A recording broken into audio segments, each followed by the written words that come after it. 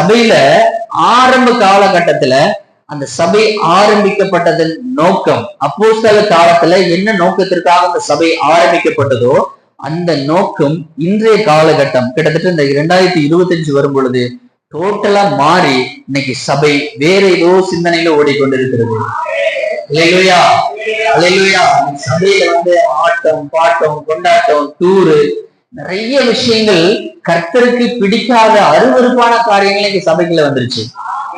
ஆரம்ப காலகட்ட சபையில இருந்த அந்த ஆத்தும ரட்சிப்பு இன்னைக்கு அநேக சபைகளே இல்ல. அல்லேலூயா. ஆத்துமா ரட்சிக்கப்பட வேண்டும். முதல்ல என்னுடைய ஆத்துமா ரட்சிக்கப்பட வேண்டும், என்னுடைய குடும்பத்தின் ஆத்துமாக்கள் ரட்சிக்கப்பட வேண்டும், என்னை சுற்றி இருக்கக்கூடிய ஆத்துமாக்கள் ரட்சிக்கப்பட வேண்டும் என்பதுதான் முதல் சபையுடைய நோக்கம். ஆனா அந்த சபையுடைய நோக்கம் இன்னைக்கு இருக்கக்கூடிய அநேக சபைகளிலே இல்லை. அல்லேலூயா.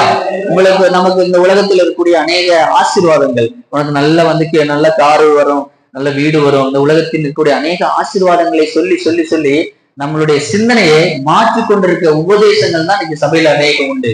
அல்லேலூயா. இப்படிப்பட்ட கள்ள உபதேசத்திலிருந்து நம்மை விலக்கி பாதுகாத்து ஆதி அப்போஸ்தல சபை எதற்காக உருவாக்கப்பட்டதோ அந்த நோக்கத்தை நிறைவேற்றும்படியாக நம்முடைய சிந்தனை முழுமையாக இருக்குமே ஆனால் நாம இன்னுமே கர்த்தருடைய வருகைக்காக நாம் தயாராக இருக்கிறோம் என்றுதான் அர்த்தம். அல்லேலூயா. அல்லேலூயா. அப்ப நாம் எப்படி இருக்கிறோம்? இன்னைக்கு நாம அந்த ஆரம்பத்துல அந்த சபையுடைய நோக்கத்தை நிறைவேற்றுகிறவர்களாக நாம் இருக்கிறோமா?